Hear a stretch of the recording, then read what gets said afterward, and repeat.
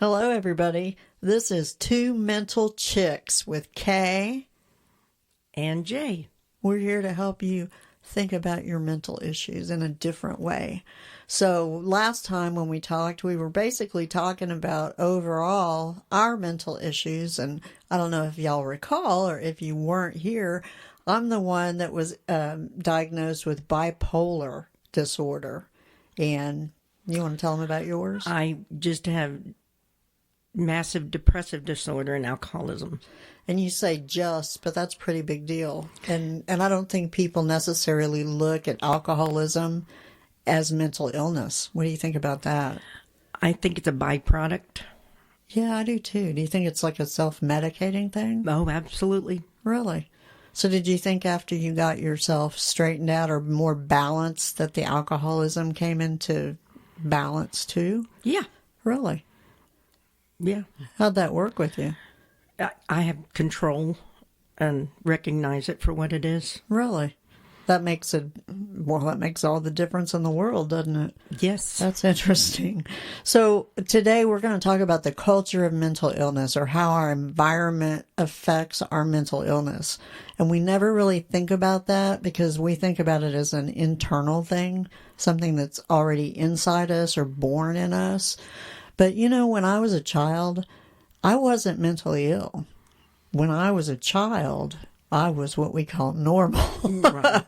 You know, we played outside and we didn't have video games and we didn't have all the things we do now. And it seems as if as the environment changed, so did I. And I became labeled as not normal, whereas before I was normal. So what changed about me? I've thought about that quite a bit. Have you thought about that? I don't really know if a lot has changed since I was a little kid. I think because I didn't have a normal childhood ever, nor a normal environment growing up, I just took survival skills that I brought into adulthood with me. And that's how I've always maintained my life, is by those survival skills. So when you say you didn't have a normal life growing up, what's abnormal? Tell me about it. No one was home, and if they were, it'd be parties all the time, and school nights, I was always in bed by midnight or 1 a.m. Oh, wow. Sometimes I'd go to school, sometimes I wouldn't go to school. Really? I never did homework.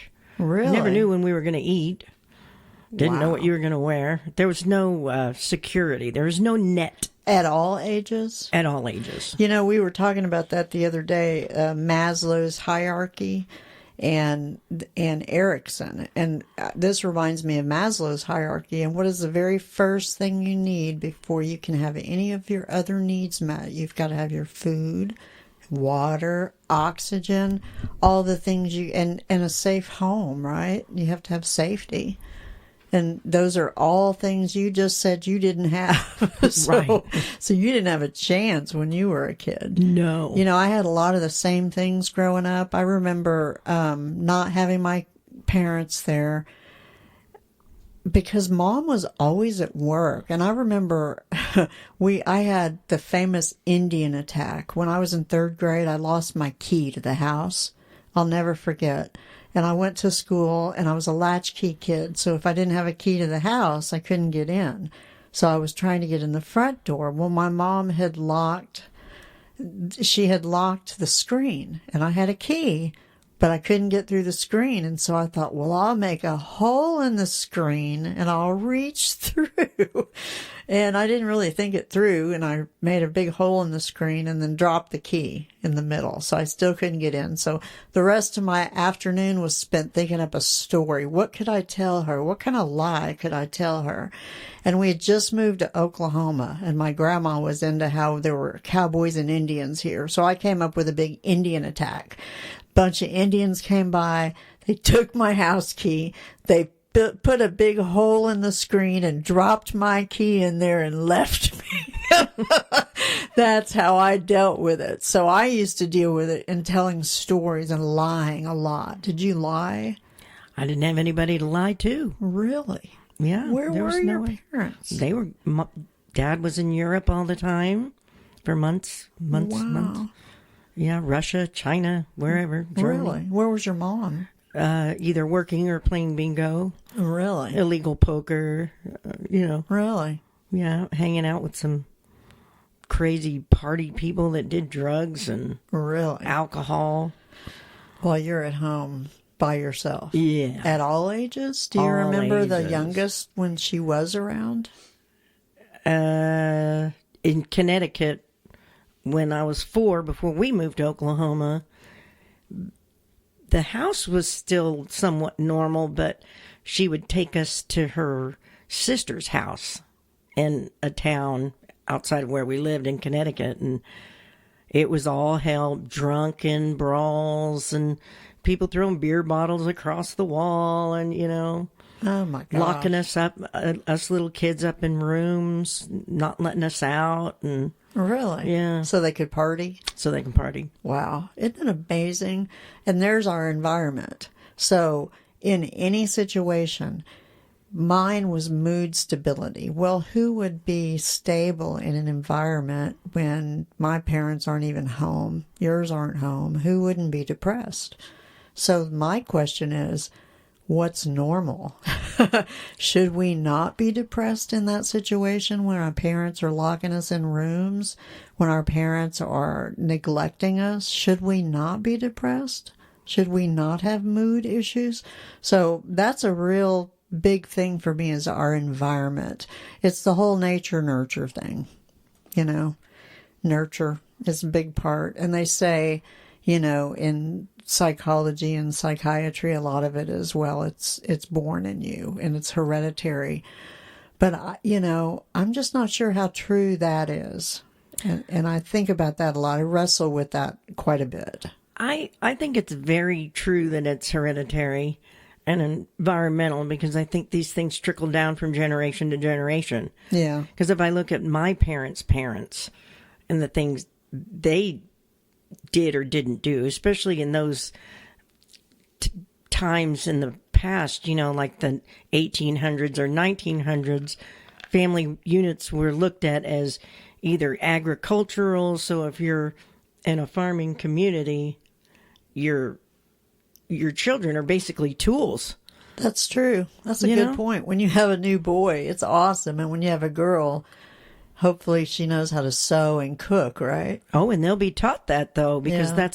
that was the mindset of the model to raise a family. There was no norm. I don't think it was based on need. Right. That's true. What does the family unit need to survive, and how do we do that? And then when we got out of Do you think it's when we changed to money?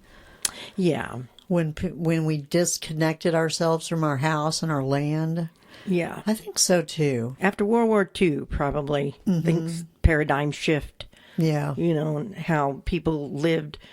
Now you can live in suburbia, not necessarily a farm owner, but Right. in Now, the suburbs. You don't have to kill a chicken if you want chicken for dinner. Exactly. So you're completely disabled, if you think about it, in terms of being connected or not connected. Yeah. That's really kind of sad. So you don't obviously think you had any safety at home. Anxiety. That's where all of the anxiety comes from, and depression. I mean, and that manifested early. That makes sense. So how long have you been depressed? Probably all my life. Really? So at what point in your life did they decide to medicate you, or did you decide to medicate you? I medicated through my doctor after my husband died. Oh, really? So I was only in my 40s or 30s. When was I? 39 when Rob died. And I was sick all the time, angry all the time, and I couldn't figure out why. And my doctor gave me this test, said, "Oh, you're majorly depressed. Oh, here's your first antidepressant in my life." And it helped.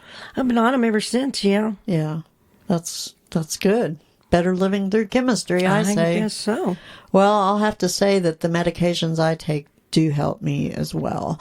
Now, I think that sometimes they overprescribe, especially when you have an episode. I know that they try and stop you in your tracks and really overprescribe.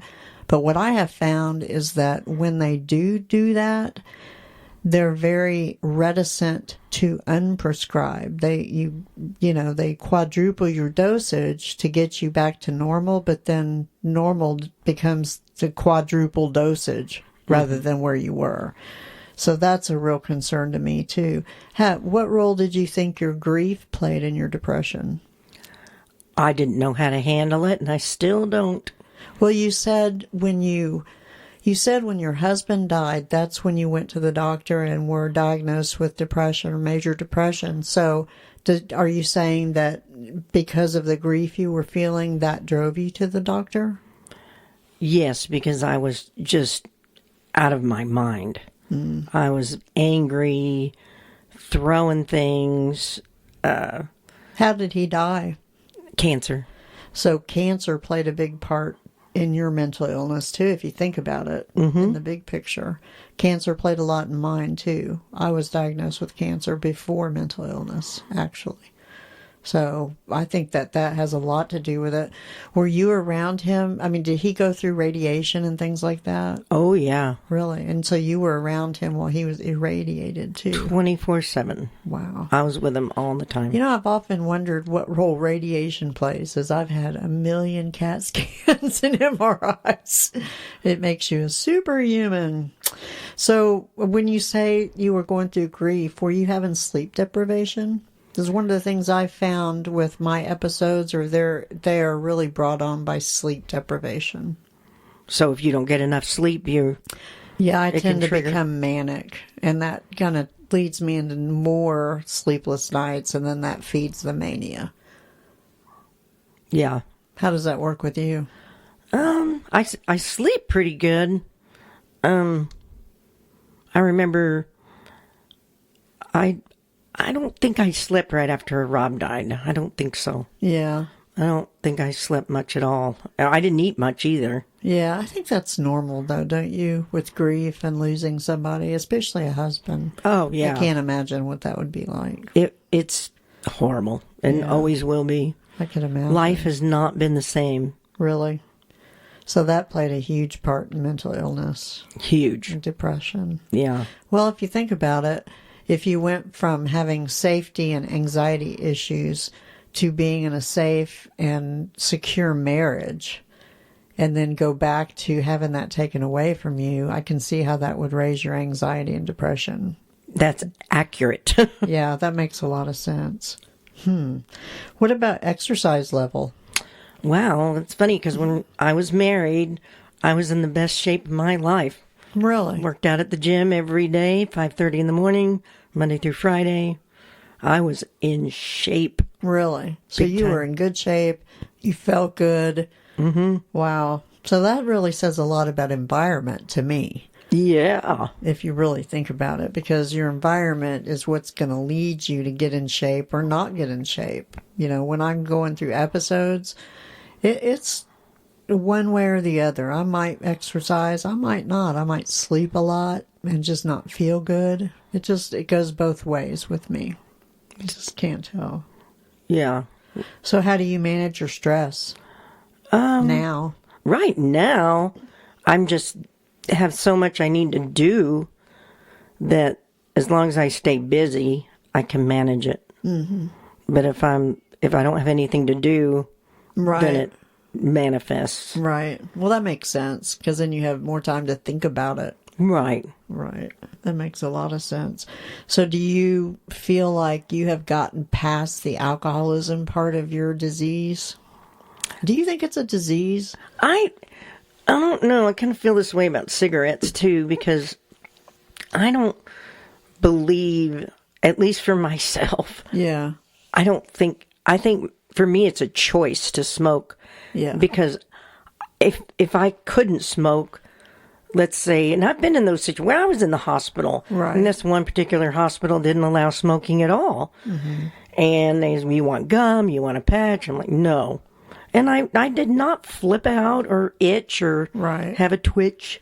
I was fine. I just didn't Itching or smoke. twitching. Yeah. You know, I've never had a problem quitting smoking just at the Yeah. drop of a hat. Cold turkey. Me So too. I think that too. Do you feel like alcoholism is a disease? My dad has been he's been dry for 40 years probably. And I don't know if he thinks it's a disease. went through some alcoholism problems, but I didn't feel like it was a disease as much as a choice with me. I feel the same way. Yeah, I just didn't feel the disease vibe. Everybody's like, well, I have a disease, and I don't look at a disease as that. That's more a life choice for me. What about physical states? That's something I wondered about. Like if you're hot or cold, like here's something that I think about in the city, like New York City, when it's hot in the city, crime goes up, right? Mm-hmm. So that tells me that heat has something to do with mental illness, if you think about it in a big sense. So do you find that affects you? I know I get grouchy when I get hot. Oh, absolutely. Yeah, I can't stand to be hot. Yeah. The heat, it does make you agitated. Yeah, I think so too. And blood pressure going up. So what do you think about this? Do you think that the news plays in, and we won't call it that. We'll call it media, social media, and the news plays into mental illness. How do you think that plays into it? It's a very, I think media in general is an injection of ideas to the listener that if they receive them, they can be taken in by that, by some opinion. Yeah, propaganda, yeah. Yeah. So you're saying it basically goes back to the environment. It's part of the environment. Right. So it does have a place with mental illness. Yes, because look at the polarization of our country right now and all of the high emotions people have right now. I mean, that's evident in just your choice if you're going to root for the Patriots or the Chiefs or, That's true. I mean, it's all... If you like chocolate chip cookies or you like sugar cookies or you have a star-bellied schneech or without a star. Yeah, right. That's a good point. That is a very good... So really, any differences between us will fuel mental illnesses. So any difference is kind of what I'm thinking.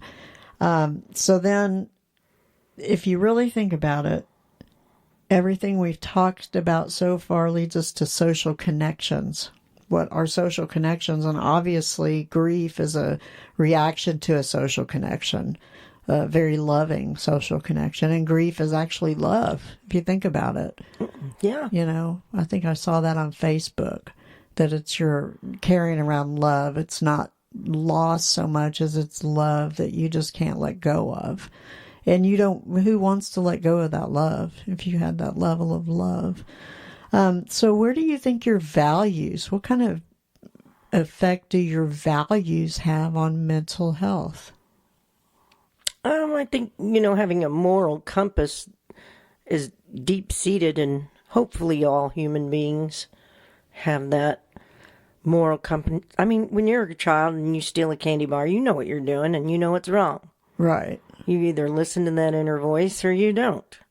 And then I guess your parents reinforce that. Right. So if you don't have parents there, how did you feel like your values were affected by having no parents around? Well, because contrary to what you would think would be a normal reaction is actually opposite, because I felt like I could not color outside the lines without being set on fire. Right. You're going to go to hell. I was bound and determined to stay out of trouble, and I did. Yeah. I was quiet, introverted, hid all the time, physically hid in closets and things. Really? Just because I did not want to be out there. So you were always anxious? Always, like a cat at the dog pound. Wow. That's crazy. Sorry, I didn't mean to say that out loud. My bad. So anyway, I think I was the same way. My values were affected by my parents not being around, but it was me trying to be noticed. I think. And the way I did that was I got in trouble. I skipped school and I smoked cigarettes and I smoked pot and I did everything I could think of to get in trouble. Everything. And the funny thing was, I never got in trouble. Really. I mean, I kind of did. I might have gotten grounded, but my parents weren't around. So, is it really being grounded when your parents aren't around? Because they don't know what you're doing. They don't know if you're eating snacks or what's going on. And so, that's back in the 80s, early 80s. And nobody really cared back then. It was a whole different time. And now I'm not sure it's any better. I'm pretty sure it's worse. Because now, back then we didn't have computer game. Well, we had computer games, but we didn't have games like we did now. We didn't shoot things that were actually virtual, that looked real, that felt real. And so I think that leads to more violence. But the problem is when you get into video games, it has a lot to do with the subject matter. Grand Theft Auto is going to be way worse than the Toad one that you're getting across the road. So, because video games are great when it comes to learning language and things like that. They're a really good learning tool. So then the question is it just subject matter that causes that? And if it's subject matter, that brings us back to the environment. Well, I mean, I think whatever you feed your mind and soul is what you're going to put out. Mm-hmm. I'm a gamer. Yeah. I'm wearing my gaming T-shirt right now. What do you think? Like Grand Theft Auto and things like that? I don't play those kind of games because I don't find them intellectually stimulating. Right. Because there are games out there that I choose not to play because of the premise. Right. I don't want to be a thief on the street. Right. It's probably a fun, awesome game, but I don't want to be a thief on the street. Right. There's another game that's you're outlaw. Right. In the Western days. But the games I choose to play have very, very complex plots. Like storylines. Some of them are even based on novels, like Mass Effect is based on a novel. Really? Science fiction novel. So do you think somebody that is more apt to play a figure, to do role play as a thief, will be a thief in real life? They might. I think there's some truth to that. I think wanting to be a hero in my game, I mean, you could be a villain if you want to, but most of the other gamers like being what we call paragon. Right. Where the good guy, we're saving the day, and you want to be that person. I mean, I don't want to be the thief, and I don't want to be the one running from the law. Right. I want to be the most humanitarian person in my game and help all those around me, and that I think it's just mental attitude. Yeah. In what you gather in your life, if you're prone to being somebody that's gonna really hurt someone or kick a dog or something. Well, I have a good question for you, Jay. Is that if you identify, and I hate to use that word, but if you identify as somebody who's upright and moral, do you think that has anything to do, go back to the values, with mental illness? Because you don't fit in this world of thieves and anger and people that are just trying to take people for everything they have, and people that are trying to sue you for every word you say. Do you think maybe you don't fit into that because your morals are good? Yeah, I mean, because when you're a scared little kid, you just understand being a little kid. You don't, all you know is, did you eat? Did you sleep? Did you? Right. And you are, just because you're small and young doesn't mean you're stupid. Right. I mean, like I said, the urge to steal a candy bar never came from me because I knew it was wrong and I knew I'd be in trouble. So, but yet you can observe the adults around you, their behavior and what they're doing, and I knew it was wrong what they were doing. Right. But I had no power to do anything about it other than hide. Right. So that was my way of escaping. But I think people know. When they're being mean to other people or bad? Yeah, I think so too. And it's funny, you said something about security or safety, and that goes to Maslow, the second one after physiological needs is safety and security. And we were talking about that initially, but it talks about that coming from probably around the ages of 6 to 11, right in there. And you said you moved around 4 to a different home.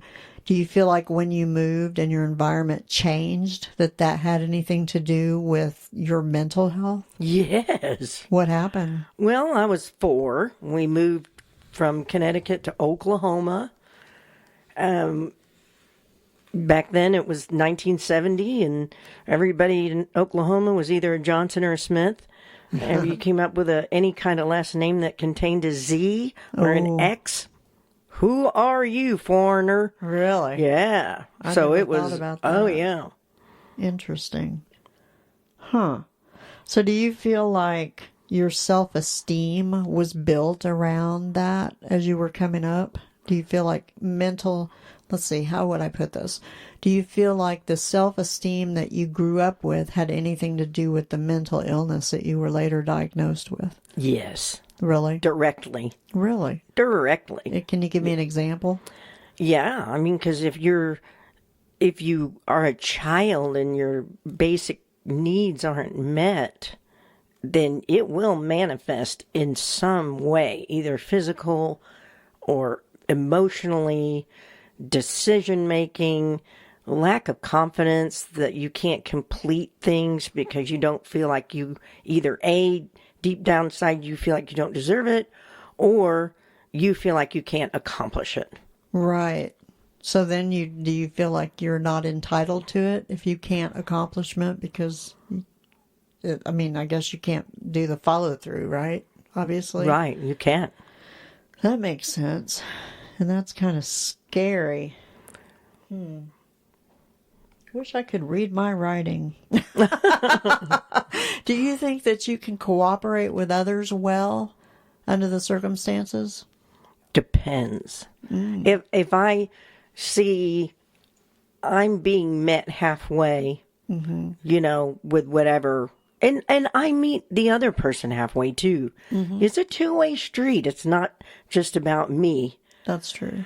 It's who can you team up with? You're not gonna hitch a horse to a wagon next to a kitten. Right. They ain't gonna pull no wagon. That's true. That's a good point. That's a very good point. Well, I think we're going to wrap it up here. This has been a really good conversation. This is Kay, and been talking to Jay over there. We've been talking about the role of culture in our environment and the way we grew up on our mental health. And so we're going to pick this up later and talk about some more interesting subjects next week. So we thank you for being here with us, and signing off. Goodbye, Jay. Goodbye, Kay.